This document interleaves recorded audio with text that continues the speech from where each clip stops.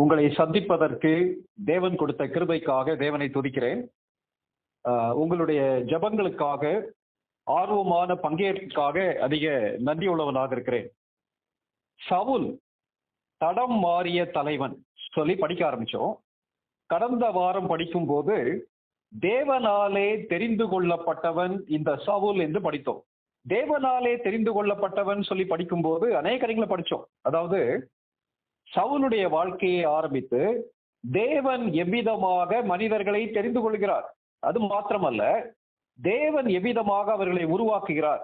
புதிய ஏற்பாட்டுல தேவனுடைய தெரிந்து கொள்ளுதல்னா என்னன்றதை பற்றி படிச்சோம். படிக்கும்போது நிறைய சந்தேகங்கள் கேட்கப்பட்டது, நிறைய கேள்விகள் இருந்தது. கடைசியா தம்பி பரமாத்மா கேட்கும்போது தேவனுடைய சித்தத்திற்கும் தலை விதிக்கும் என்ன வித்தியாசம் சொல்லி கேட்டாங்க. வர்ற நாட்கள்ல கத்திர சித்தமா அது குறித்து மற்ற வேத பகுதிகளிலேயே நம்ம படிக்கலாம். மற்றபடி நம்ம படித்த காரியங்கள் எல்லாவற்றையும் வைத்து கவனிக்கும் போது ஒரு காரியத்தை மறக்க வேண்டாம். என்னன்னா, முழு வேதாகமமும் தேவனுடைய வார்த்தை. தேவனுடைய மக்கள் தேவனுடைய ஆவியானவராலே ஏவப்பட்டு எழுதியிருக்கிறார்கள், அதை மறக்க வேண்டாம். அது பழைய ஏற்பாடாக இருந்தாலும் சரி, புதிய ஏற்பாடாக இருந்தாலும் சரி, மோசே மூலமாக எழுதப்பட்ட ஆதியாகமம் புத்தகமாக இருந்தாலும் சரி, பெரிய தீர்க்கதரிசிகள் புத்தகமாக இருந்தாலும் சரி, சிறிய தீர்க்கதரிசன புத்தகங்களாக இருந்தாலும் சரி, புதிய பாட்டுல மத்தேயு, மார்க்கு, லூக்கா ஒரு மருத்துவர், யோவான், பின்னாடி பவுல் எழுதிய 13 நிருபங்கள், பேதுரு எழுதியது எல்லாமே குறிக்கக்கூடிய காரியம் பரிசுத்த ஆவியானவராலே ஏவப்பட்டு எழுதினார். இதை நம்ம மறக்க வேண்டாம். அதனால வேதாகமத்துல எந்த இடத்துலையும் 66 புத்தகங்களும் பரிசுத்த ஆவியானவர் மூலமாக ஏவப்பட்டு எழுதப்பட்டது. இதுல மனிதனுடைய வார்த்தைகளோ மனிதனுடைய சொந்த கருத்துக்களோ இல்லை என்பது நம்முடைய விசுவாசம். அதனால இதை நம்ம மறக்க வேண்டாம்.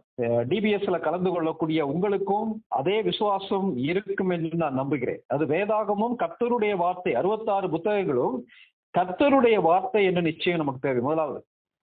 இரண்டாவது, வேதத்தை வியாக்கியானம் பண்ணும் போது ஒரு சில அதற்கென்று வியாக்கியானம் பண்ணுவதற்கு சொல்லி ஒரு சில மொழி சட்டங்கள் உள்ளது. ஒன்று, ஒரு வசனத்தை தனியாக எடுத்து அர்த்தம் கண்டுபிடிக்க முடியாது. ஒரு வசனத்தை வைத்து ஒரு கொள்கையை உருவாக்க முடியாது. இதை மறக்க வேண்டாம்.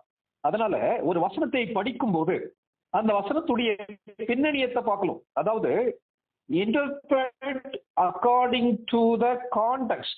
ஒரு வசனம் எந்த பின்னணியத்தில் சொல்லப்பட்டிருக்கிறது என்பதை பார்க்கும்போது ஒரே வசனம், ஒரே வார்த்தைகள் வெவ்வேறு பின்னணியத்துல வெவ்வேறு அர்த்தத்துல வரும். அதை மறக்க வேண்டாம். ஒன்று. இரண்டாவது, வேதாகமத்திலே வரக்கூடிய வார்த்தைகளின் சரியான அர்த்தத்தை கண்டுபிடிக்க வேண்டும். interpret according to the correct meaning of the words. correct meaning of the wordsனா என்ன? பழைய ஏற்பாடு எபிரேய மொழியில் எழுதப்பட்டிருக்கு, புதிய ஏற்பாடு கிரேக்க மொழியில் எழுதப்பட்டிருக்கு. ஆகவே நாம் நம்முடைய தமிழ் வேதாகமத்தை படிக்கும் போது, ஆங்கில வேதாகமத்தை படிக்கும் போது ஒரிஜினல் மீனிங், அதை எழுதினவர்கள் எழுதும் போது என்ன அர்த்தத்தில் எழுதினாங்களோ அந்த மொழியில என்ன அர்த்தத்துல வருகிறதோ அதன் அடிப்படையில படிக்க வேண்டும். அப்போ வார்த்தைகளின் அர்த்தத்தை மற்ற ஸ்டடி பைபிளை வச்சு அல்லது டிக்ஷனரியை வச்சு அர்த்தத்தை கண்டுபிடித்து படிக்க வேண்டும். அர்த்தத்தை சரியா புரிந்து கொள்ளாவிட்டால் அர்த்தம் மாறிவிடும். போன தடவை படிச்சோம் இல்லையா? இரண்டாவது.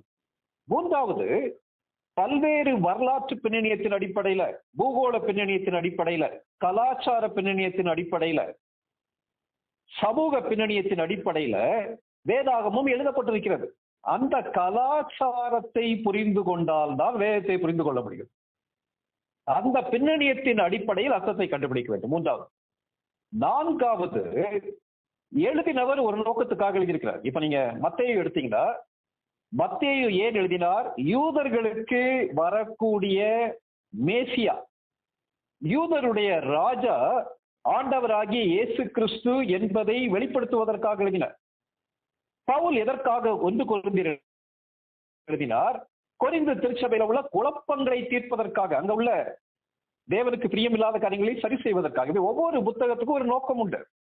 அந்த நோக்கத்தின் அடிப்படையில் படிக்க வேண்டும். அந்த தான் ஃபோக்கஸ் பண்ணியிருக்கும். கடைசியாக ஒரு வசனத்தை படிக்கும் போது, ஒரு சத்தியத்தை படிக்கும் போது முழு வேதாகமும் என்ன சொல்லுகிறது என்பதை நாம் பார்க்க வேண்டும். அதனால இந்த அடிப்படையில் படிப்போமானா நமக்கு குழப்பங்கள் வராது. இது நம்ம படிக்க படிக்க என்ன செய்ய முடியும், கற்றுக்கொள்ள முடியும். மற்றபடி உங்களுடைய கருத்துக்களை நீங்கள் சொல்வதற்கு முழு உரிமை உண்டு. ஆனால் உங்களுடைய கருத்துக்கள், உங்களுடைய சந்தேகங்கள், உங்களுடைய கேள்விகள், உங்களுடைய பதில்கள், உங்களுடைய ஆலோசனைகள் அனைத்தும் கர்த்தருடைய வார்த்தையின் அடிப்படையில் இருக்க வேண்டும் என்று விரும்புகிறோம். சரி, அப்போ கர்த்தராலே தெரிந்து கொள்ளப்பட்டவன் இந்த சவுல். ஓகே, இன்னைக்கு தொடர்ந்து என்ன செய்யலாம், படிக்கலாம். நம்முடைய வேத புத்தகத்தை 1 சாமுவேல் 9வது அதிகாரத்துக்கு திருப்பி வைத்துக் கொள்ளலாம். சாமுவேல் தீர்க்கதரிசியின் புத்தகம் 1வது புத்தகம் 9வது அதிகாரம்.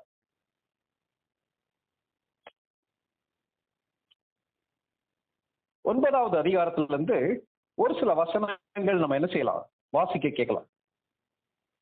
9வது அதிகாரம் முதல் 3 வசனங்கள் வாசிங்க சிஸ்டர்.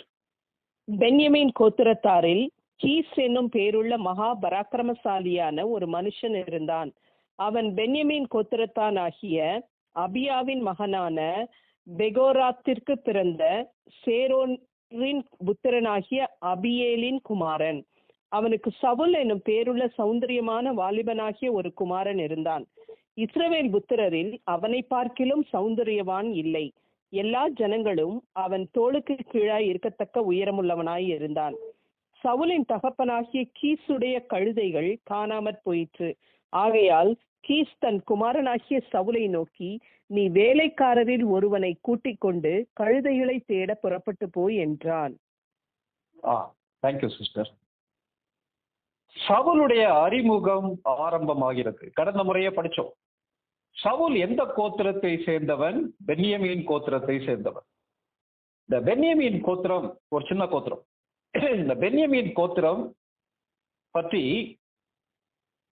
ஆதி பிதாவாகிய யாக்கோபு சொல்லும் போது என்ன சொல்றாரு? ஆதியாகமம் 49வது அதிகாரம் 27ஆம் வசனம் வாசிங்க. 49:27.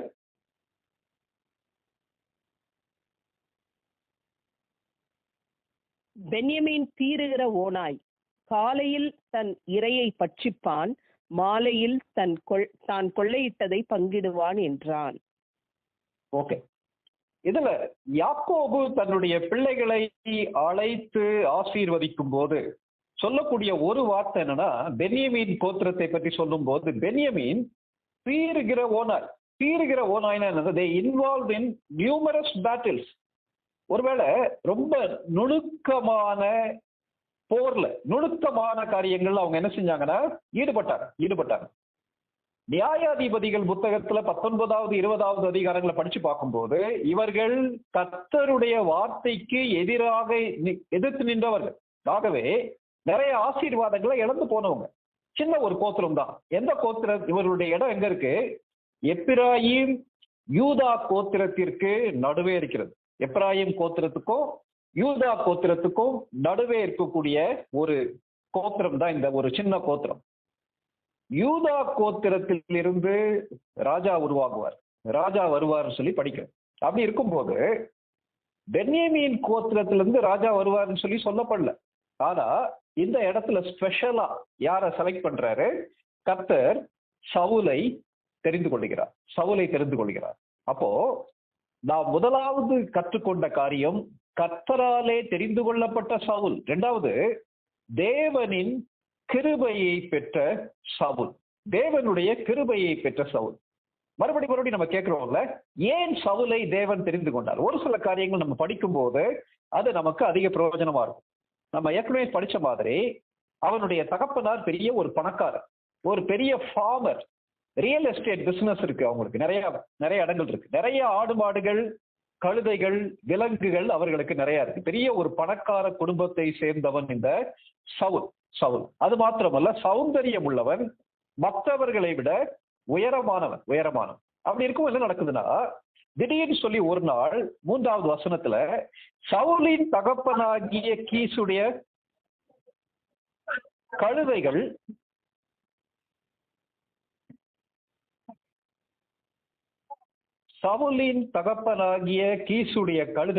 காணாமல் போயிட்டுன்னு சொல்லி நம்ம படிக்கிறோம். கழுதைகளை தேடுவதற்காக தன்னுடைய மகனை பார்த்து என்ன சொல்றாருன்னா, சவுலே, நீ ஒரு வேலைக்காரனை கூட்டிக் கொண்டு கழுதையை தேடும்படி போன்னு சொல்லி சொல்றாரு.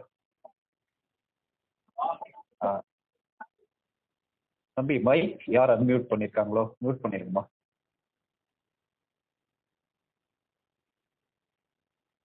கழுதையை தேடுவதற்காக தன்னுடைய மகனை போகும்படி அனுப்புற. நம்ம யோசிக்கலாம், நான் சின்ன பையனா இருக்கும்போது நான் வளர்ந்த அந்த ஊர்ல திருநெல்வேலி மாவட்டத்துல சரியா படிக்காத பிள்ளைகளை பார்த்து என்ன தெரியுமா சொல்லுவாங்க? கழுதை மேய்க்கிறதுக்கு போகணும்னு சொல்லுவாங்க. நம்ம அந்த பைபிளை படிக்கும்போது அதே அர்த்தத்துல படிக்கிறோம். கழுதை என்பது நம்ம ஊரை பொறுத்த வரைக்கும் அது ஒரு சாதாரணமான ஒரு பிராணி, குதிரைக்கு நிகரானது கிடையாது. இப்போ குதிரைக்கே மதிப்பு கிடையாது இன்னைக்கு அட்வான்ஸ் டெக்னாலஜில. அப்படி இருக்கும்போது இவ்வளவு பணக்காரனாகிய பராக்கிரமசாலியாகிய இந்த கீஸ் தன்னுடைய வீட்டுல உள்ள கழுதைகள் காணாமல் போனபடியினாலே ஏன் இவனை அனுப்பினான்னு சொல்லி யோசிக்கலாம்.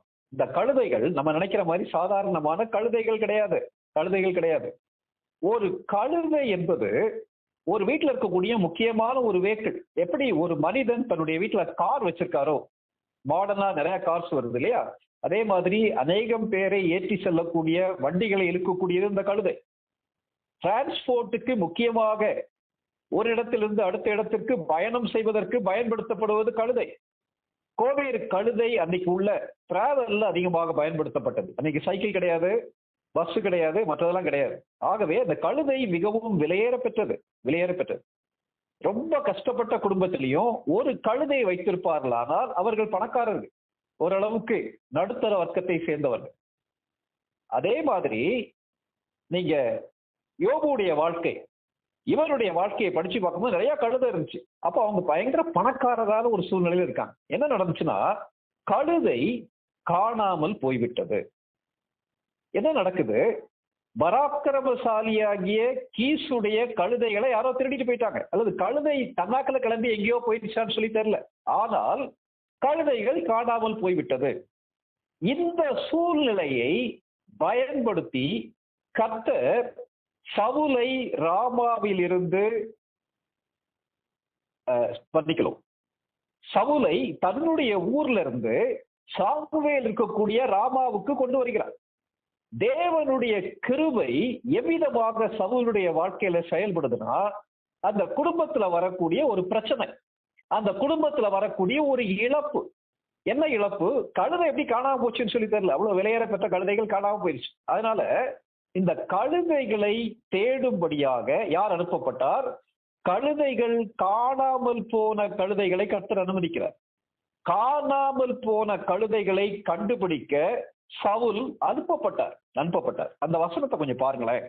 அந்த 9வது அதிகாரம்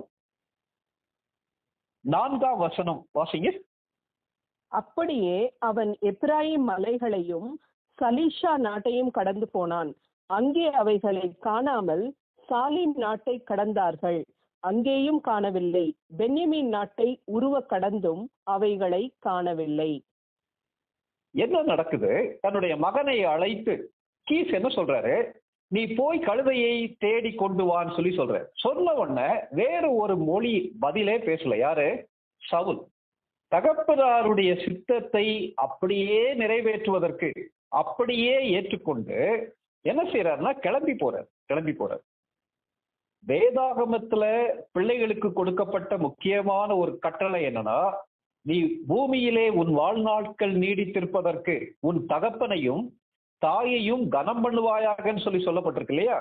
சவுலுடைய வாழ்க்கையை நீங்க பாத்தீங்கன்னா, அவங்க அப்பா ஒரு வேலையை கொடுக்குறாங்க, கஷ்டமான வேலை.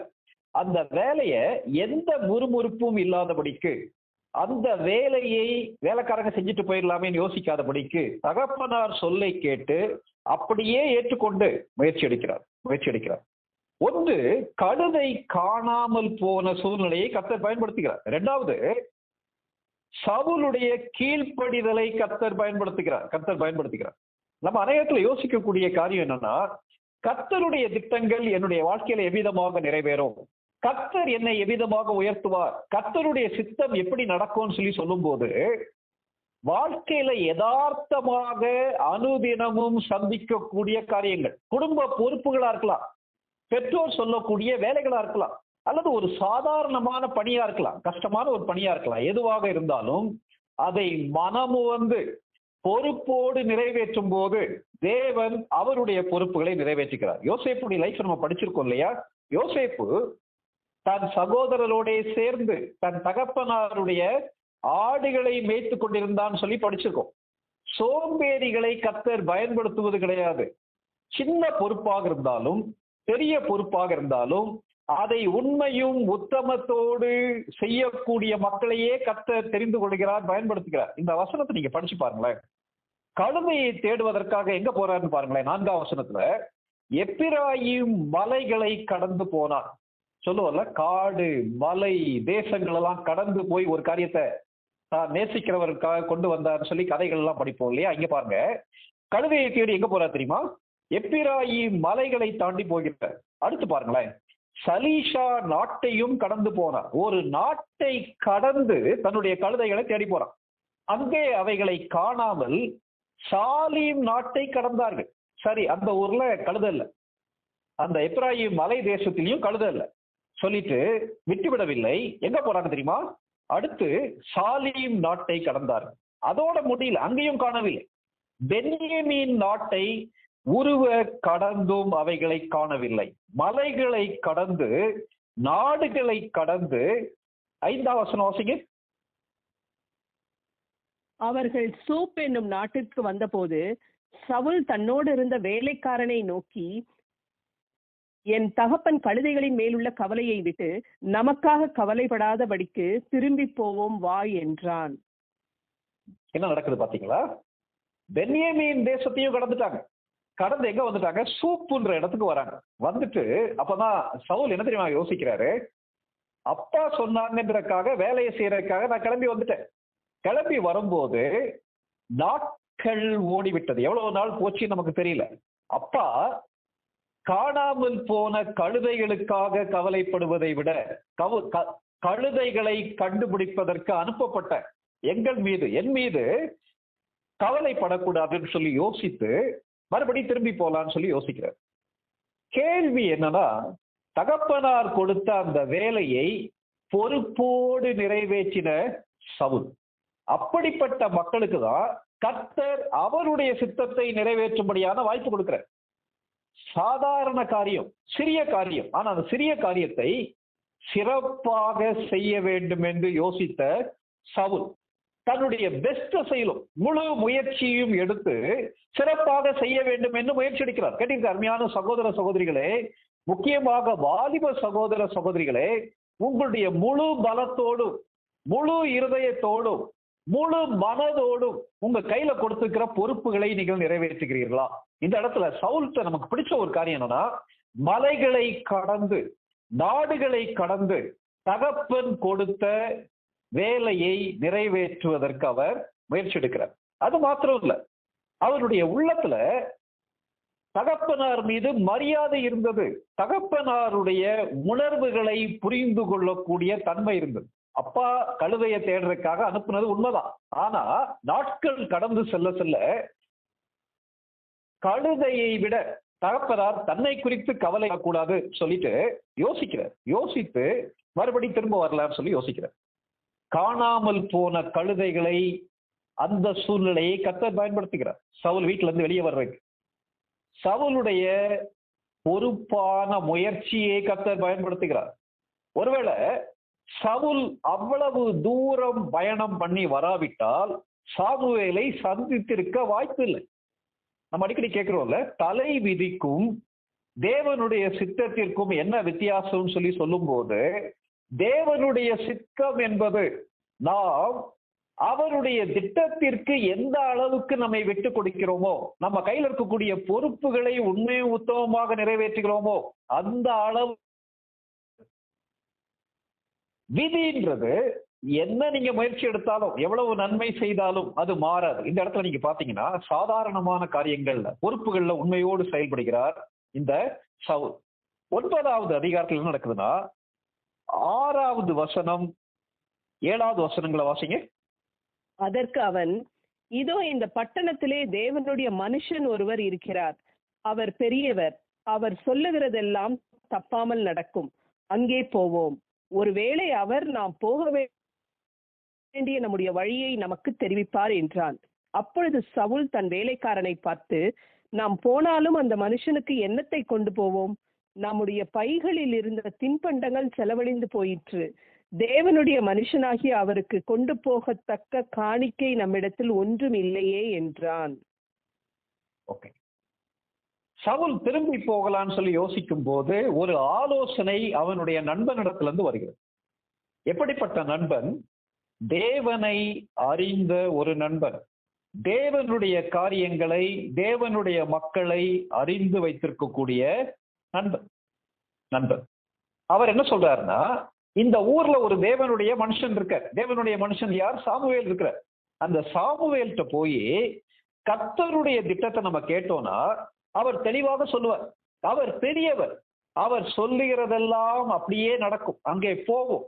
ஒருவேளை நம்ம எந்த வழியில போலும், கழுதையை தேடி தொடர்ந்து போக வேண்டுமா, அல்லது அப்பா கவலைப்படுவாங்கன்றதுக்காக வீட்டுக்கு போக வேண்டுமா என்ற காரியத்தை அவர் தெரியப்படுத்துவார்னு சொல்லி சொல்றாரு. சொன்ன உடனே சவுலுடைய ரியாக்ஷனை பாருங்களேன். வேலைக்காரன் தான் சொல்றான் என்பதற்காக அவனுடைய ஆலோசனையை தட்டவில்லை இந்த சவுல். தேவனுடைய சித்தம் நம்முடைய வாழ்க்கையில் நிறைவேறுவதற்கு தேவன் பல்வேறு கிருபைகளை கொடுக்கிறார். காணாமல் போன கழுதைகளை கண்டுபிடிக்க அனுப்பப்பட்ட சவுல் தன் கையிலே கொடுக்கப்பட்ட பொறுப்பை உண்மையும் உத்தமமாக நிறைவேற்றின சவுல் தன்னுடைய வேலைக்காரனுடைய ஆலோசனையை தட்டாமல் கேட்ட சவுல். அநேக நேரங்கள்ல தேவன் நம்ம எந்த பாதையில போக வேண்டும் என்பதை நம்முடைய சகோதரர்கள் மூலமாக, சகோதரிகள் மூலமாக நம்ம இடத்துல பேசுகிறார். இதை மறக்க வேண்டாம். கர்த்தருடைய வார்த்தைக்கு எதிரான ஒரு காரியத்தை கர்த்தர் பேச மாட்டார். ஆனா சகோதர சகோதரிகளுடைய ஆலோசனை மிக மிக முக்கியமானது. அதுக்கெல்லாம் நம்ம ஐக்கியம் மிக மிக முக்கியமானது. ஒரு சகோதரி விதமாக சொன்னார்கள், வேத ஆராய்ச்சியில உட்காரும் போது என்னென்ன கேள்விகளோடு நான் வந்திருக்கணும், அந்த கேள்விகளுக்கு கர்த்தருடைய ஆவியானவர் கர்த்தருடைய வசனத்திலிருந்து எனக்கு பதில் கொடுத்தான்னு சொல்லி சொன்னாங்க. வாழ்க்கையின் இருட்டான சூழ்நிலைகள்ல போகும்போது, அந்த இருளின் மத்தியில உட்கார்ந்து இருக்கும் போது, கர்த்தருடைய வசனத்தை படிக்கும் போது, ஐக்கியத்திலே படிக்கும் போது கர்த்தர் அந்த இருளிலே வெளிச்சத்தை கொடுத்தார்னு சொல்லி பகிர்ந்து கொண்டாங்க. அந்த காரியம் கர்த்தருடைய கிருபை. கர்த்தருடைய கிருபை அவனுடைய வேலைக்காரனுடைய ஆலோசனை மூலமாக வருகிறது. வேலைக்காரன் சொல்றதை கேட்காதபடிக்கு தான் தோன்றித்தனமாக நான் யாருடைய ஆலோசனையும் கேட்க மாட்டேன், நான் தான் ராஜா, நான் தான் மந்திரி, என் வாழ்க்கையை ஏன் இஷ்டப்படி வாழுவேன்னு சொல்லி சவுல் தன்னுடைய வாழ்க்கையை ஆரம்பிக்கல. ஒருவேளை கர்த்தர் இதனாலதான் அவர் தெரிந்து கொண்டாரான்னு சொல்லி தெரியல. ஆலோசனையை கேட்கிறார். ஆலோசனையை கேட்ட உடனே அவருடைய ரியாக்ஷனை பாத்தீங்களா? ஐயோ, அந்த தேவனுடைய மனுஷனை பார்க்க போகும்போது கையில வெறும் கையோடு நான் போகக்கூடாது. தகப்பனாரை சந்திக்க திரும்ப போகும்போது எப்படியாவது கழுதையை கூட்டிட்டு போயிடணும்னு சொல்லி யோசித்த சவுல், சாமுவேலை பார்க்க போகும்போது ஏதாவது ஒரு காணிக்கையை கையில கொண்டு போகணும், வெறுங்கையோடு கொண்டு போகக்கூடாது என்று யோசிக்கக்கூடிய ஒரு சவுல். அப்ப இது எல்லா நல்ல காரியங்களை கர்த்தர் எடுத்து அவருடைய திட்டங்கள் நிறைவேறுவதற்கு கர்த்தர் பயன்படுத்துகிறார். கேட்டிருக்க அருமையான சகோதர சகோதரிகளே, பெருமை உள்ளவர்களுக்கு தேவன் எதிர்த்து நிற்கிறார் என்பது நமக்கு தெரியும். தாழ்மை உள்ளவர்களுக்கோ கர்த்தர் கிருபை அளிக்கிறார் என்ற வசனத்துக்கு இதான் அர்த்தம். நீங்க பைபிளை நீங்க நல்லா படிச்சு பார்த்தீங்கன்னா, சாதாரணமான காரியங்களை அதிக ஜாக்கிரதையோடு பொறுப்போடு செய்யக்கூடிய மக்களை கர்த்தர் எடுத்து அவருடைய உன்னத திட்டங்கள் நிறைவேற்றுவதற்கு பயன்படுத்துகிறார்.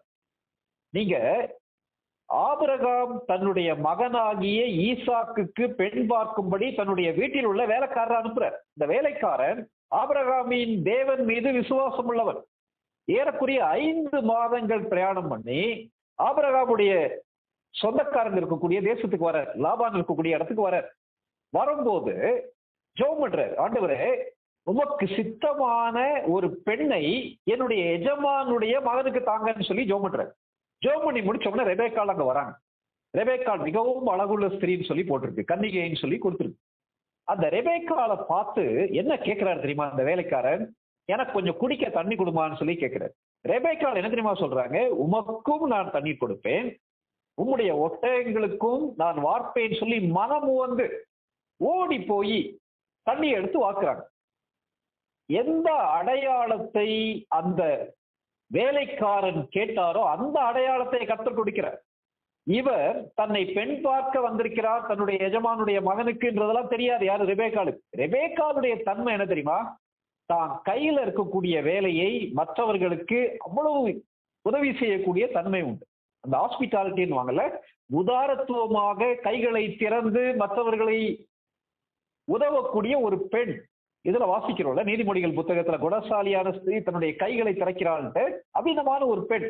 ஆனா அவ்விதமான சாதாரணமான ஒரு சேவை, கடினமான ஒரு சேவை, ஒட்டகத்துக்கு தண்ணி கொடுக்கறது கஷ்டமான ஒரு வேலை. ஆனா அந்த வேலையை சின்சியரா செய்யும் போது உடன்படிக்கையின் மனிதனாகிய ஈசாக்குக்கு மனைவியாக, ஏறக்குறைய 500 மைல் தூரத்தில் இருக்கக்கூடிய ஈசாக்குக்கு மனைவியாக தேவனுடைய உன்னத திட்டத்திலே தான் பங்கு பெறுவேன் என்பதை அவ யோசிக்கவே இல்லை. கேட்டிருக்க அருமையான தேவனுடைய மக்களே, தேவன் என்ன தெரியுமா எதிர்பார்க்கிறார்? தேவனுடைய கிருபையை பெற்றுக்கொள்வதற்கு அனுதின வாழ்க்கையிலே கர்த்தரையே சார்ந்து நம்முடைய கையில கொடுத்திருக்கக்கூடிய பொறுப்புகள் எதுவா இருந்தாலும் உண்மையை உத்தவமாக செய்யும் போது தேவன் அவருடைய திட்டங்கள் நிறைவேறுவதற்கு கிருபையை கொடுக்கிறார். ஓகே, சரி. இந்த வசனத்தை படிக்கும் போது சவுலுடைய இன்னொரு முகம் நமக்கு தெரிகிறது. என்ன முகம் தெரிகிறது? மறுபடியும் அந்த 1 சாமுவேல் 9வது அதிகாரம் 6வது வசனத்துல இருந்து 8வது வசனம் வரைக்கும் வாசிங்க. அதற்கு அவன், இதோ இந்த பட்டணத்திலே தேவனுடைய மனுஷன் ஒருவர் இருக்கிறார், அவர் பெரியவர், அவர் சொல்லுகிறதெல்லாம் தப்பாமல் நடக்கும், அங்கே போவோம், ஒருவேளை அவர் நாம் போக வேண்டிய நம்முடைய வழியை நமக்கு தெரிவிப்பார் என்றான். அப்பொழுது சவுல் தன் வேலைக்காரனை பார்த்து, நாம் போனாலும் அந்த மனுஷனுக்கு என்னத்தை கொண்டு போவோம்? நம்முடைய பைகளில் இருந்த தின்பண்டங்கள் செலவழிந்து போயிற்று. தேவனுடைய மனுஷனாகி அவருக்கு கொண்டு போகத்தக்க காணிக்கை நம்மிடத்தில் ஒன்றும் இல்லையே என்றான். அந்த வேலைக்காரன் இன்னும் சவுலை பார்த்து, இதோ என் கையில் இன்னும் 1/4 சேக்கல் வெள்ளி இருக்கிறது, தேவனுடைய மனுஷன் நமக்கு நம்முடைய வழியை அறிவிக்கும்படிக்கு அதை அவருக்கு கொடுப்பேன் என்றான். சிஸ்டர் 10வது வசனம் வரைக்கும் வாசிங்க. முற்காலத்தில் இஸ்ரவேலில் யாதொருவர் தேவனிடத்தில் விசாரிக்க போனால் ஞான திருஷ்டிக்காரனிடத்திற்கு போவோம் வாருங்கள் என்பார்கள். இந்நாளிலே தீர்க்கதரிசி எனப்படுகிறவன் முற்காலத்தில் ஞான திருஷ்டிக்காரன் எனப்படுவான். அப்பொழுது சவுல் தன் வேலைக்காரனை நோக்கி, நல்ல காரியம் சொன்னாய், போவோம் வா என்றான். அப்படியே தேவனுடைய மனுஷன் இருந்த அந்த பட்டணத்திற்கு போனார்கள். இந்த வசனங்கள்ல என்ன பார்க்கிறோம்? வேலைக்காரன் என்ன சொல்றாரு தெரியுமா? இந்த இடத்துல யார் இருக்கா? தீர்க்கதரிசியாகிய சாமுவேல் இருக்கு. அதாவது ராமா, கிபியா, இந்த 2 ஊர்களுக்கும் நடுவுல எவ்வளவு தூரம் இருக்கு? அதாவது சவுலுடைய சொந்த ஊரில் இருந்து சாமுவேல் இருக்கக்கூடிய ஊருக்கு எவ்வளவு தூரம் இருக்குன்னு பாத்தீங்கன்னா 5 மைல் தூரம் இருக்கு. 5 மைல்னா 1 மைல்ன்றது 1.5 கிலோமீட்டர். 5 மைல் சொல்லும் போது ஏறக்குறைய 7.5 கிலோமீட்டர், 8 கிலோமீட்டர்னு வச்சுக்கலாம். பக்கத்துல தான் இருக்கு. பக்கத்துல உள்ள ஒரு ஊர்ல இருக்காங்க. அந்த ஊரை கடந்து போகும்போது வேலைக்காரன் என்ன சொல்றாருன்னா, இந்த ஊர்ல யார் இருக்கா தெரியுமா? ஞான திருஷ்டிக்காரன் ஒருவர் இருக்கிறார். ஞான திருஷ்டிக்காரன், தீர்க்கதரிசி, கர்த்தருடைய வார்த்தையை அறிவிப்பவன், கர்த்தருடைய வாய். இதெல்லாம் நீங்க புரிந்து கொள்ள வேண்டுமானால் 1 சாமுவேல் வேதாராய்ச்சி நீங்க படிக்கும் போது புரிந்து கொள்ள முடியும் சொல்றான். ஆனா நீங்க அதை படிச்சு பார்க்கும்போது சவுலுக்கு எதுவுமே தெரியவில்லை. சவுலுடைய வீட்டுல வேலை செய்யக்கூடிய ஒரு வேலைக்காரனுக்கு தேவனுடைய மனுஷனை பற்றி, சாமுவேலை பற்றி, சாமுவேல் எவ்விதமாக செயல்படுவார் என்பதை குறித்தெல்லாம் தெரிஞ்சிருக்கு. ஆனால் பணக்கார குடும்பத்தை சேர்ந்த செழிப்புள்ள அப்பாவுடைய காரியத்திற்கு, அப்பாவுடைய வார்த்தைக்கு அப்படியே கீழ்ப்படிந்து, அப்பாவுடைய உணர்வுகளை மதித்து, அப்பாவுடைய வேலையை நிறைவேற்றக்காக இவ்வளவு முயற்சி எடுத்த சவுலுக்கு ஞான திருஷ்டிக்காரன் என்றால் யார் என்றே தெரியவில்லை. தேவனை அறியாத சவுல், தேவனுடைய கிருபையை பெற்ற சவுல். ஆனா அதே நேரத்துல தேவனை அறியவில்லை. அப்போ சவுல் என்ன பெரிய பாவம் பண்ணிட்டாருன்னு நம்ம கேட்கலாம். சவுல் ஒரு ஃபார்மர், ஒரு நல்ல விவசாயி. என்ன செய்வாரு? வீட்டுல கஷ்டப்பட்டு வேலை செய்வது அவருடைய வேலை. கஷ்டப்பட்டு வேலை செய்து சுற்றிலும் நடக்கக்கூடிய எந்த காரியங்களையும் கண்டுகொள்ளாதபடிக்கு தான் உண்டு, தன்னுடைய வேலை உண்டு என்று தன்னுடைய வேலையை நிறைவேற்றக்கூடிய ஒரு மனிதர். அவர் அறிந்து வைத்திருந்ததா என்ன? ஒரு ஞான திருஷ்டிக்காரன் ஒருத்தன் போனானா அவனுக்கு கொண்டு போய் காணிக்கையை கொடுக்க வேண்டும் என்பதை அறிந்து வைத்திருந்தார். ஏற்கனவே சாமுவேல் தீர்க்கதரிசி உடைய பெற்றோரை பத்தி நம்ம படிச்சிருக்கோம். என்ன படிச்சிருக்கிறோம்? எல்கானா அன்னா, எல்கானா பெனினா இஸ்ரவேல் தேசத்துல கர்த்தருடைய ஆலயத்திலே வந்து பலியிடவும் கர்த்தருடைய சமூகத்திலே காணிக்கை செலுத்தவும் வருஷந்தோறும் புறப்பட்டு வருவார்கள். ஆனா கீஸ் குடும்பத்தாரை பற்றி படிக்கும் போது, கீஸ் பெரிய பணக்காரர், பெரிய பராக்கிரமசாலி, நிறைய கழுதைகள் இருந்தது, சொத்து இருந்தது, சுகம் இருந்தது. ஆனால் கீஸாக இருந்தாலும் சரி, சவுலாக இருந்தாலும் சரி, கர்த்தரை அறியவில்லை, கர்த்தரை தேடவில்லை, கர்த்தருடைய காரியங்களை அறிந்து கொள்ள வேண்டிய அளவுக்கு அறிந்து கொள்ளவில்லை. கீஸ் அவிதமாக இருந்தபடியினால் சவுல் அவிதமாக இருப்பது ஒன்னும் ஆச்சரியப்படுறதுக்கு ஒன்றுமே இல்லை. கேட்டிருக்க அருமையான தேவனுடைய மக்களே, நம்முடைய குடும்பத்துல நம்முடைய பிள்ளைகள் நன்றாக படிக்கிறவர்களாக இருக்கலாம், நல்லது, கண்டிப்பாக நன்றாக படிக்கலாம். ஒரு சில வீடுகளில் சொல்லுவாங்கல்ல, என்னுடைய மகன் என்னுடைய மகள் எக்ஸ்ட்ரா கரிக்குலர் ஆக்டிவிட்டியில எங்க போனாலும் சரி அவங்களை அடிக்கிற ஆளே இல்லை, நல்லது. டெக்னிக்கல் சைட்ல ஒரு கின்னஸ் ரெக்கார்டு வாங்கக்கூடிய அளவுக்கு, அல்லது சாப்ட்வேர்ல, கம்ப்யூட்டர் சாப்ட்வேர் இன்வென்ஷன்ல புதிய புதிய காரியங்களை கற்றுக்கொள்வதில் சாதனை படைக்கக்கூடிய மக்களாக இருக்கிறார். ரொம்ப நல்லது. ஆனா கேட்டிருக்க அருமையான தேவனுடைய மக்களே, உங்களுடைய பிள்ளைகள் மற்ற காரியங்கள்ல எவ்வளவு சிறப்பாக செயல்படுகிறார்கள் என்று சொல்லக்கூடிய நீங்கள் கர்த்தரை அறிகிற அறிவிலே, கர்த்தரை பின்பற்றுவதிலே, கர்த்தருக்கு பயப்படுகிற பயத்திலே, கர்த்தருடைய வார்த்தையை அறிவதிலே உங்க பிள்ளைகள் எந்த அளவுக்கு பிரகாசிக்கிறார்கள் கொஞ்சம் யோசித்து பாருங்களேன். கீஸ் அதை பத்தி கவலைப்படவே இல்லை. வாரன் வியாஸ்பி எழுதும் போது என்ன சொல்றாரு?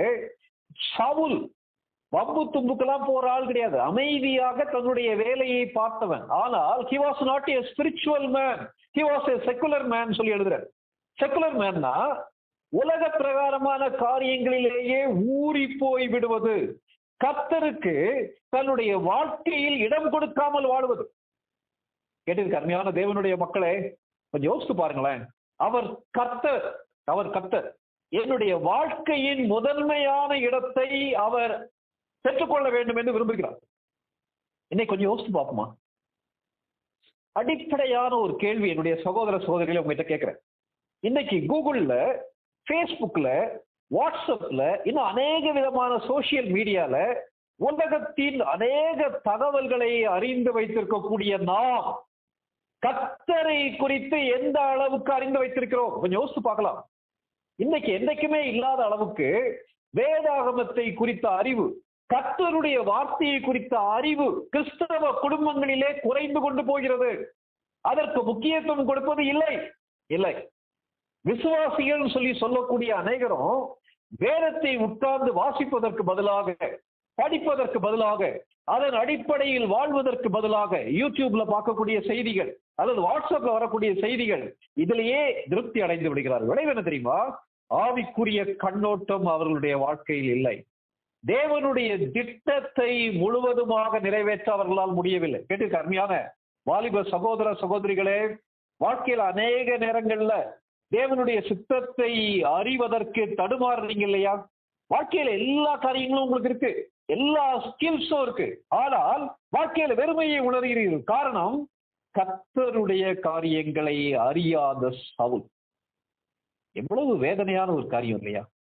கர்த்தரை அறியாதபடியினால இந்த சவுல் வழி விலகி போனாரே, கர்த்தரோடு நெருக்கமாக இல்லாதபடியினாலே திசை மாறி போனாரே. இது நமக்கு எச்சரிப்பாக எழுதப்பட்டிருக்கிறது. சவுல் தேவனுடைய கிருபையை பெற்றவன், ஆனால் அந்த கிருபையை முழுவதுமாக பயன்படுத்திக் கொள்ளவில்லை.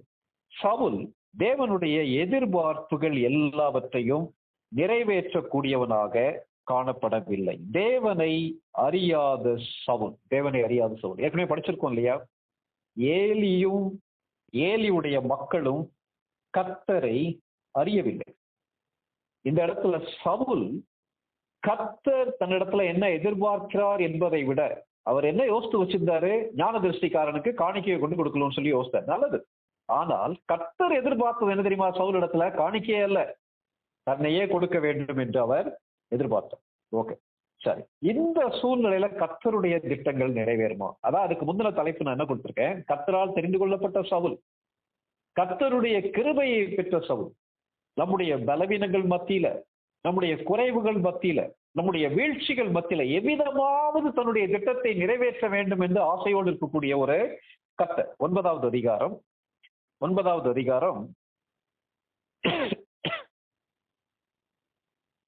18வது 19வது வசனங்களை வாசிங்க. சவுல் நடுவாசலிலே சாமுவேலிடத்தில் வந்து, ஞான திருஷ்டிக்காரன் இது எங்கே சொல்லும் என்று கேட்டான். சாமுவேல் சவுலுக்கு பிரதியுத்தரமாக, ஞான திருஷ்டிக்காரன் நான் தான். நீ எனக்கு முன்னே மேடையின் மேல் ஏறிப்போ. நீங்கள் இன்றைக்கு என்னோட போஜனம் பண்ண வேண்டும். நாளை காலமே நான் உன் இருதயத்தில் உள்ளது எல்லாவற்றையும் உனக்கு அறிவித்து உன்னை அனுப்பிவிடுவேன். தேவனுடைய திட்டங்களை பெற்ற சவுல், தேவனுடைய கிருபையை பெற்ற சவுல், அதே தேவனை அறியாத சவுல், தேவனுடைய திட்டங்களை பெற்ற சவுல். இப்படிப்பட்ட ஒரு மனிதனுடைய வாழ்க்கையில தேவன் தன்னுடைய திட்டங்களை நிறைவேற்ற முடியுமா? ஆனால் தேவன் நிறைவேற்றினார்னு சொல்லி பார்க்கிறோம். சாமுவேல் தீர்க்கதரிசியுடைய வாழ்க்கையை பற்றி படிக்கும் போது நம்ம ஏற்கனவே படிச்சிருக்கிறோம். சாமுவேல் தீர்க்கதரிசியுடைய காது கேட்க நாளைக்கு ஒரு மனுஷன் இங்க வருவான். எத்த வசனம்? 15வது வசனத்துல இருக்கு. 9:15 ஏற்கனவே படிச்சிட்டோம். காது கேட்க நாளைக்கு ஒரு மனுஷன் வருவான். அவனை என்ன செய்ய போறேன்னா, இஸ்ரவேலின் மேல் ராஜாவாக நீ அபிஷேகம் பண்ண வேண்டும் சொல்லி சொல்ற. 17ஆம் வசனத்துல அந்த ஞான திருஷ்டிக்காரனை தேடி சவுல் வர்றார். அவர் ஏதோ எதிர்பார்த்துட்டு வர்றார், பயங்கரமா இருப்பாரு. ஆனா நேரம் வந்து சாமுவேல்கே கேட்கிறார், ஞான திருஷ்டிக்காரன் யாருன்னு கேட்டோன்னு அவர் சொல்றாரு, நான் தான் ஞான திருஷ்டிக்காரன் சொல்லி சொல்றேன். சொன்ன உடனே இந்த 18-19ஆம் வசனத்துல என்ன சொல்றாரு தெரியுமா? சாமுவேல் கர்த்தருடைய திட்டத்தை பற்றி சவுலுக்கு வெளிப்படுத்துகிறார். அந்த 19-20வது வசனங்களை மறுபடியும் வாசிங்க. சாமுவேல் சவுலுக்கு பிரதியுத்தரமாக, ஞான திருஷ்டிக்காரன் நான் தான். நீ எனக்கு முன்னே மேடையின் மேல் ஏறிப்போ. நீங்கள் இன்றைக்கு என்னோட போஜனம் பண்ண வேண்டும். நாளை காலமே நான் உன் இருதயத்தில் உள்ளது எல்லாவற்றையும் உனக்கு அறிவித்து உன்னை அனுப்பி விடுவேன்.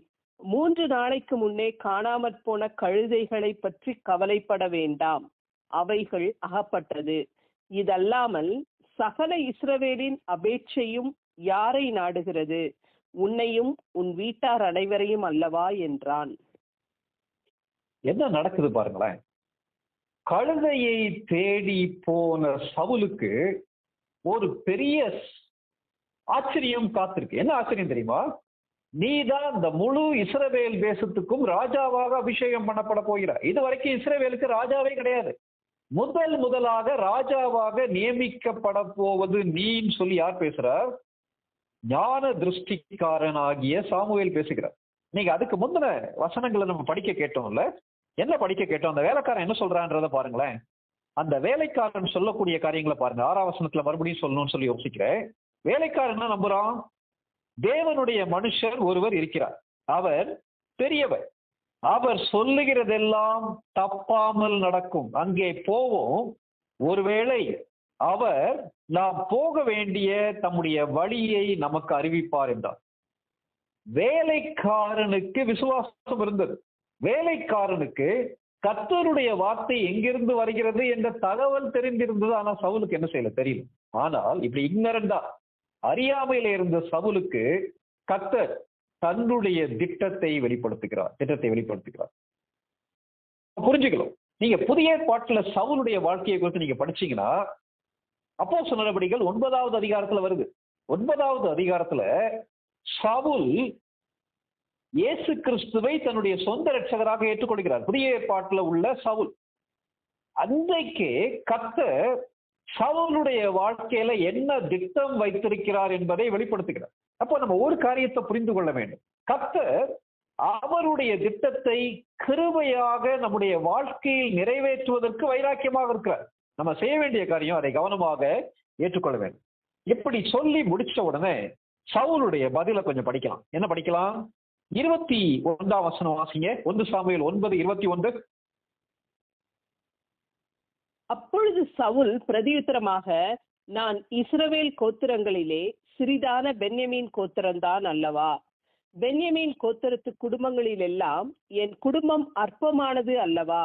நீர் இப்படிப்பட்ட வார்த்தையை என்னிடத்தில் சொல்வானேன் என்றான். சொன்ன உடனே எவ்வளவு பெரிய ஒரு தேவனுடைய சித்தம், தேவனுடைய வார்த்தை சவுலை நோக்கி வரும்போது கர்த்தருடைய திட்டத்தை, கர்த்தருடைய வார்த்தையை நம்பாத ஏற்க தயங்கின சவுல், கர்த்தரால் தெரிந்து கொள்ளப்பட்ட சவுல், தேவனுடைய கிருபையை பெற்ற சவுல், ஆனால் தேவனை அறியாத சவுல், தேவனுடைய திட்டங்களை பெற்ற சவுல், ஆனால் தேவனுடைய திட்டங்களை ஏற்றுக்கொள்வதற்கு தயங்கின, தேவனை விசுவாசிக்க, தேவனுடைய வார்த்தையை விசுவாசிக்க தயங்கின சவுல். என்ன பதில் சொல்றாரு கொஞ்சம் பாருங்களேன். சவுல் மறுமொழியாக, நான் இஸ்ரவேல் கோத்திரங்களில் சிறிதான பென்யமீன் கோத்திரத்தான் அல்லவா? பென்யமீன் கோத்திரம் சின்ன கோத்திரம் தான். ஆனால் பீறுகிற ஓனாயின்னு சொல்லப்பட்டிருக்கு. நியூமரஸ் பேட்டில் செய்யக்கூடியவங்க. அதனால பென்யமீன் கோத்திரம் சண்டை போடுறதுல கெட்டிக்காரங்க. ரெண்டாவது என்ன சொல்றாரு? பென்யமீன் கோத்திரத்து குடும்பங்களில் எல்லாம் என் குடும்பம் அற்பமானது அல்லவா? அற்பமான குடும்பமா? இல்ல. நம்ம ஏற்கனவே படிச்சிருக்கோம்ல.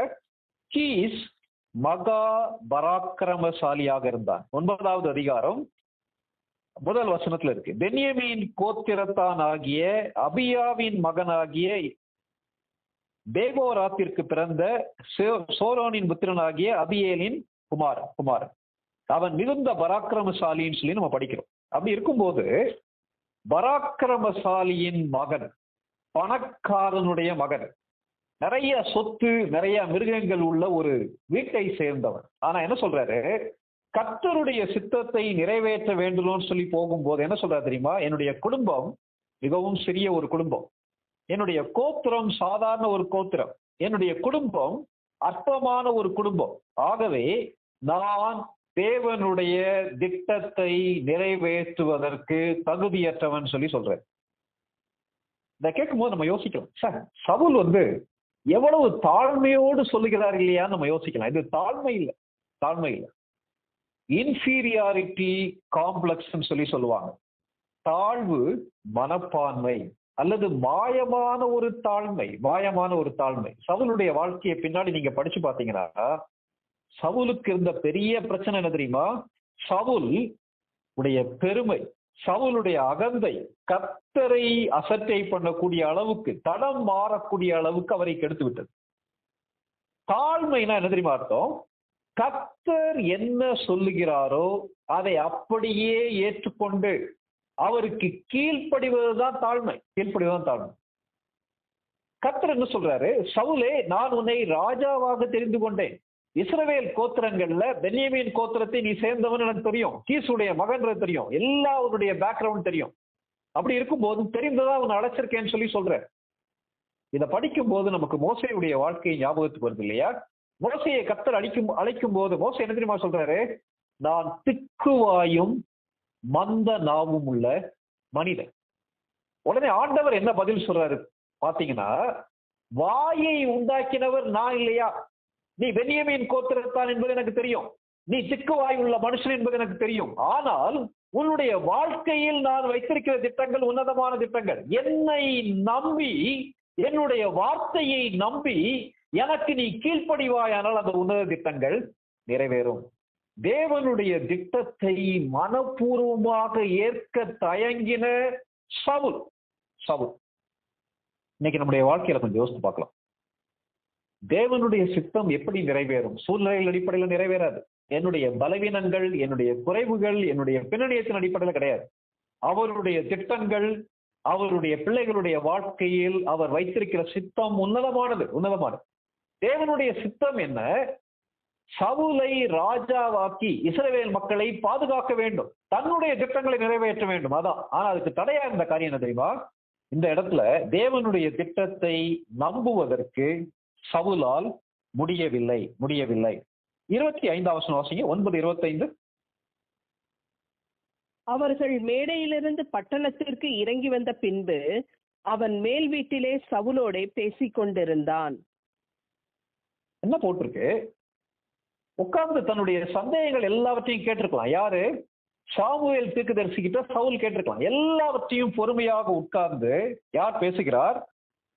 சாமுவேல் பேசுகிறார். பேசிட்டு என்ன தெரியுமா செய்கிறாரு? கர்த்தருடைய சித்தம் எதுவோ அதை சாமுவேல் நிறைவேற்றுகிறார். 26, 27 வசனங்களை வாசிங்க. அவர்கள் அதிகாலமே கிழக்கு வெளுக்கிற நேரத்தில் எழுந்திருந்த போது சாமுவேல் சவுலை மேல் வீட்டின் மேல் அழைத்து, நான் உன்னை அனுப்பிவிடும்படிக்கு ஆயத்தப்படு என்றான். சவுல் ஆயத்தப்பட்ட போது அவனும் சாமுவேலும் இருவருமாக வெளியே புறப்பட்டார்கள். அவர்கள் பட்டணத்தின் கடைசி மட்டும் இறங்கி வந்த போது சாமுவேல் சவுலை பார்த்து, வேலைக்காரனை நமக்கு முன்னே நடந்து போக சொல் என்றான். அப்படியே அவன் நடந்து போனான். இப்பொழுது நான் தேவனுடைய வார்த்தையை உனக்கு தெரிவிக்கும்படிக்கு நீ சற்றே தரித்து நில் என்றான். 10:1 வாசிங்க சிஸ்டர். அப்பொழுது சாமுவேல் தைல குப்பியை எடுத்து அவன் தலையின் மேல் வார்த்து அவனை முத்தம் செய்து, கர்த்தர் உன்னை தம்முடைய சுதந்திரத்தின் மேல் தலைவனாக அபிஷேகம் பண்ணினார் அல்லவா? சாமுவேல் தீர்க்கதரிசி சவுலுடைய தயக்கத்தின் மத்தியிலேயும் சவுலுடைய அவிசுவாசத்தின் மத்தியிலேயும் கர்த்தருடைய சித்தத்தை நிறைவேற்றும்படியாக அவனை தலைவனாக அபிஷேகம் பண்ணினார். இங்கிலீஷ்ல கேப்டன்ற வேர்டு தலைவன். வேதம் கற்றுக் கொடுக்கக்கூடிய காரியம் என்ன தெரியுமா? தேவனுடைய சித்தம் என்பது நம்முடைய வாழ்க்கைக்கு சிறந்தது. அநேக நேரங்கள்ல அதை நிறைவேற்றுவதற்கு நம்ம தடுமாறுறோம், அதை நம்புவதற்கு நம்ம தடுமாறுறோம். ஆனால் தேவன் கிருபையாக நம்முடைய பலவீனங்கள் மத்தியிலேயும் அவருடைய உன்னத திட்டங்களை நிறைவேற்றுகிறார். எதற்காக? அவருடைய நாம மகிமைக்கு ஏதுவாக, அவருடைய மக்களின் தேவைகள் சந்திக்கப்பட வேண்டும் என்பதற்காக, அவருடைய திட்டங்கள் நிறைவேற வேண்டும் என்பதற்காக பண்ணுகிறார். அப்போ அதுக்கு பிறகு இந்த காரியங்களை செய்வதற்குரிய பலன் அல்லது பலம் சவுலுக்கு கிடைக்குமா கிடைக்காதான் நீங்க பாத்தீங்கன்னா அது கத்திரிஷ்டமான அடுத்த முறை படிக்கலாம். 10வது அதிகாரத்துல முழுவதும் தான் நடக்குது. தேவன் எந்த பொறுப்புக்கு சவுலை அழைத்தாரோ அந்த பொறுப்பை நிறைவேற்றுவதற்கு தன்னுடைய சித்தத்தை உறுதிப்படுத்தி சவுலையும் உறுதிப்படுத்துகிறார். கேள்விகளோடு இங்க உட்கார்ந்துருக்கோம்ல. தேவனுடைய வார்த்தை ஒரு பக்கம் இருக்கு, தேவனுடைய சித்தம் ஒரு பக்கம் இருக்கு, அதே நேரத்தில் என்னுடைய விருப்பங்கள் என்னுடைய திட்டங்கள் வேற பக்கம் இருக்கு. இதன் மத்தியில எதை தெரிந்து கொள்வதற்கு நம்ம ஆயத்தமா இருக்கிறோம்?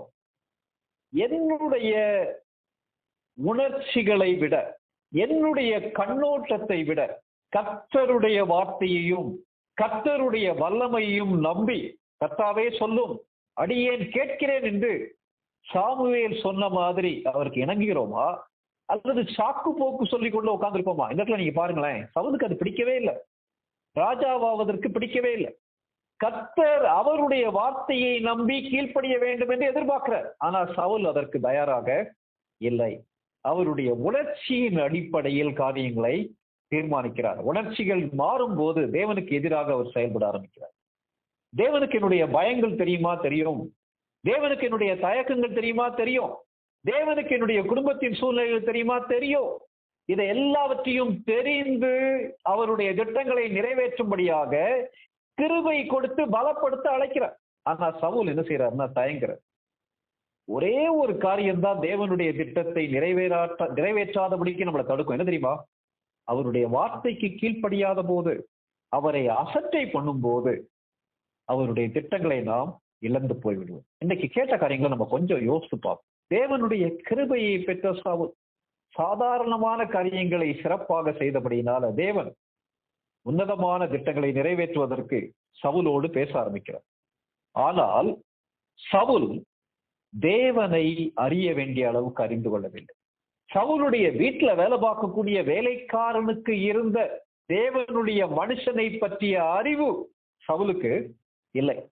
தேவனுடைய மனுஷனுடைய வார்த்தையின் மீது, தேவனுடைய வார்த்தையின் மீது அந்த வேலைக்காரனுக்கு இருந்த விசுவாசம் இருக்கு இல்ல. நீங்க நம்ம எப்படி இருக்கோம் யோசிப்போம். நம்முடைய பிள்ளைகளுடைய ஆவிக்குரிய நலன்ல எந்த அளவுக்கு முக்கியத்துவம் கொடுக்கிறோம்ன்றதை நம்ம கொஞ்சம் யோசித்து பார்க்கலாமா? அதே நேரத்துல தேவனுடைய திட்டங்களை பெற்ற சவுல், தேவன் கிருபையாக சாமுவேல் மூலமாக தன்னுடைய திட்டங்களை வெளிப்படுத்துகிறார். ஆனால் தேவனுடைய திட்டங்களை விசுவாசித்து ஏற்றுக்கொள்ள வேண்டிய சவுல் தயங்குகிறார், சந்தேகப்படுகிறார். நீங்க நம்ம எப்படி இருக்கோன்றதை கொஞ்சம் யோசித்து பார்க்கலாம். ஆண்டவரே, என்னுடைய வாழ்க்கையின் எல்லா சூழ்நிலைகளிலேயும் உம்முடைய சித்தத்தை செய்வதற்கு, அதை ஏற்றுக்கொள்வதற்கு, நம்புவதற்கு எனக்கு கிருபை தாரும் சொல்லி ஜெபம் பண்ணுவோமா? தலைகளை தாழ்த்தி கண்களை மூடி நம்ம ஜெபம் பண்ணலாம். அன்புள்ள ஆண்டவரே, சவுலுடைய வாழ்க்கையிலிருந்து எங்களுக்கு கற்றுக் கொடுக்கிற அநேக பாடங்களுக்காக ஸ்தோத்திரம். எங்கள் மீது எவ்வளவு கிருபை உள்ளவர் ஆண்டவரே. எங்களுடைய வாழ்க்கையிலேயும் சவுலை போல யதார்த்தமாக அனுதினமும் எங்கள் கையிலே கொடுக்கக்கூடிய வேலைகள்ல, பொறுப்புகள்ல உண்மையும் உத்தமமாக சிறப்பாக செயல்பட்டு விட எங்களுக்கு கிருபை தாரும் ஆண்டவரே. சவுல் கழுதைகளை தேடி மலை நாட்டை கடந்து, தேசங்களை கடந்து போனாரே ஆண்டவரே.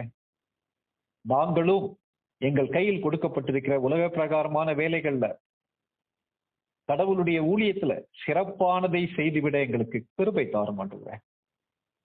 ஆண்டவரே, எல்லாவற்றையும் அறிந்து வைத்திருந்த சவுல் கர்த்தருடைய காரியங்களை அறியவில்லை ஆண்டவரே. எங்களுடைய வாழ்க்கையிலேயும் அநேக நேரங்கள்ல உலக மக்கள் மாதிரி நாங்க இருக்கிறோம் ஆண்டவரே.